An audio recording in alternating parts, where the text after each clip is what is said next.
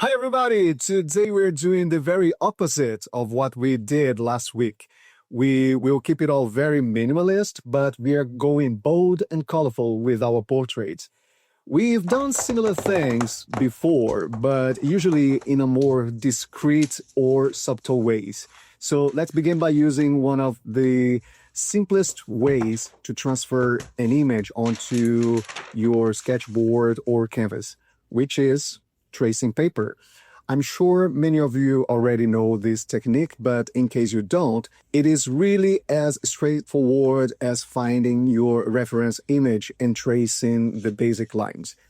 If you're using a book as a source, as I am doing here, remember not to apply too much pressure because you don't want to mark the pages, okay?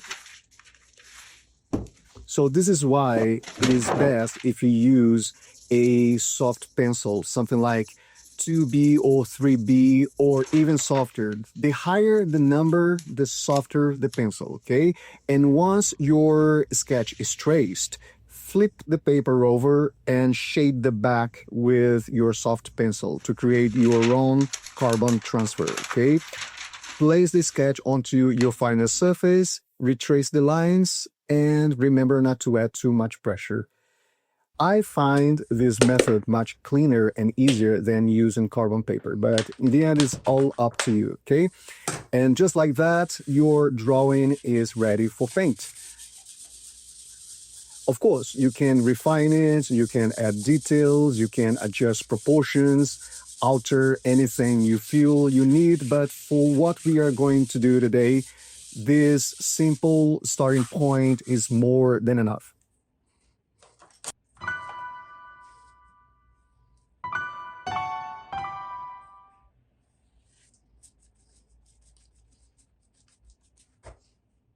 The idea is to fill each shape with a singular color, so the composition will be simple blocks of color.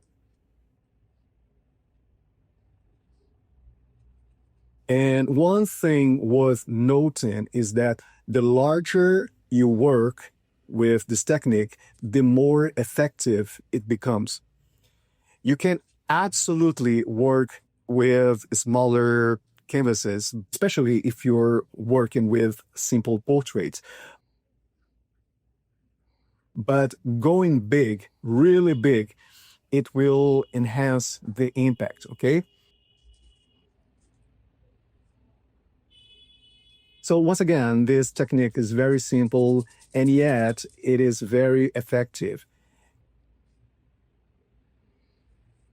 It is actually very satisfying when we realize that we can create something expressive just by keeping it simple.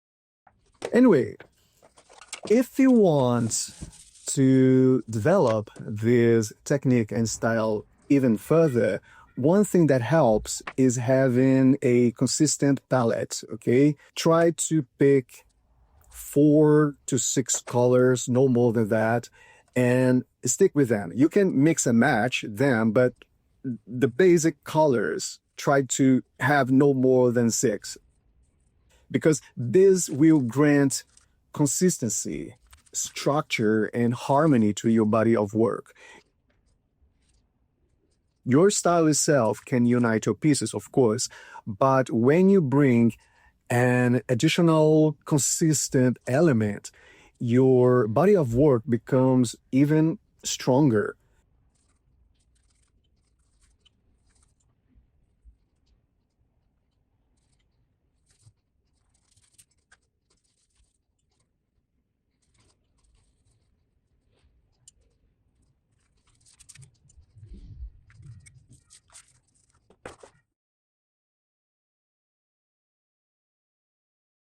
I want to show how much you can achieve with what you already have, with what you already know. And most times you have more than you believe, and you know more than you can imagine.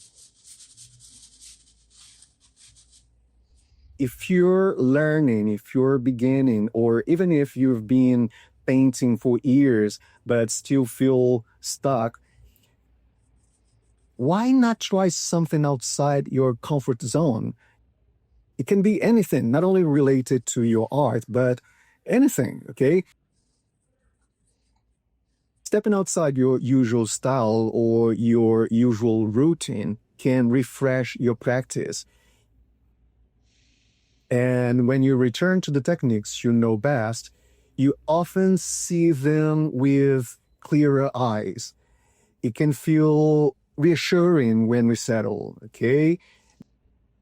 There's a sense of safety, of comfort, of peace and calm that comes from knowing where we stand and what to expect from it.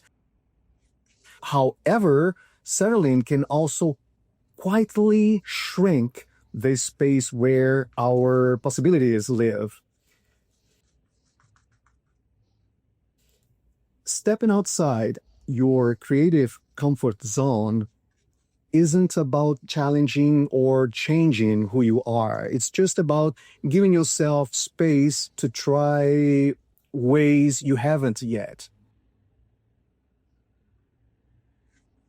It is not about leaving behind, it's not about quitting what you love, but about adding to it with a glimpse of what else might be possible.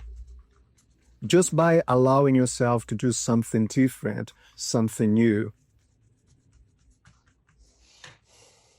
It's like when you go on holiday.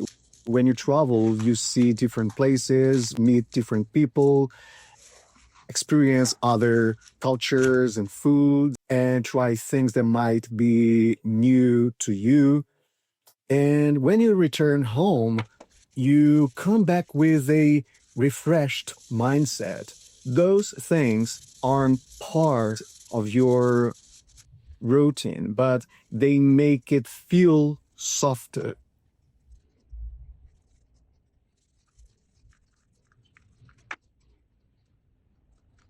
Even though we've been doing these exercises for quite a while, we have been trying different styles and techniques, even if we keep it all very simple and minimalist, okay?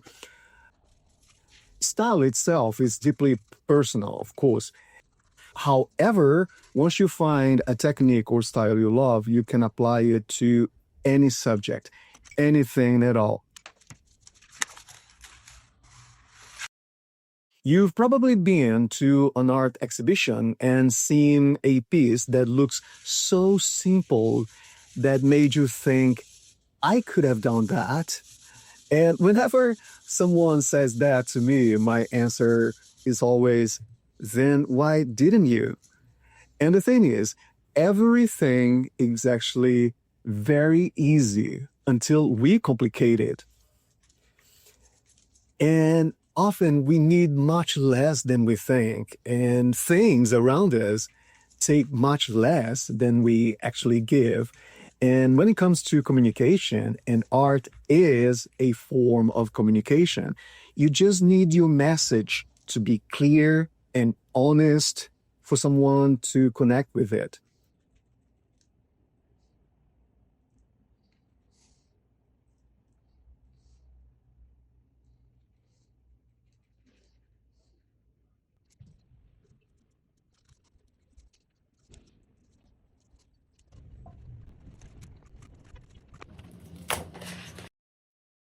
For today's work, I'm using a 70 by 50 centimeters texture paper. It is 250 GSM with 20% cotton, so it could easily take watercolor, but I'm using acrylics. Personally, I often use acrylics because they are practical, especially for this kind of exercises. They dry fast, and for me, that's an advantage. But You don't have to use the same materials I'm using, okay? I am never here to tell you what you should do. I am only here to tell you what you can do. And you can achieve the same effect with oils, with watercolor, and even gouache, okay?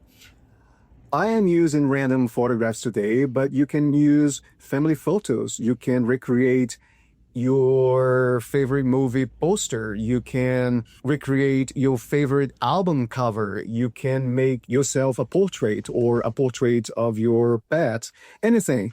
And actually, we will be using this technique and style not only today, but also for the next few exercises, okay? So today we are working on single portraits, but in the following weeks, we'll be working on double portraits, then animals, and then landscapes and still lifes, all in this style.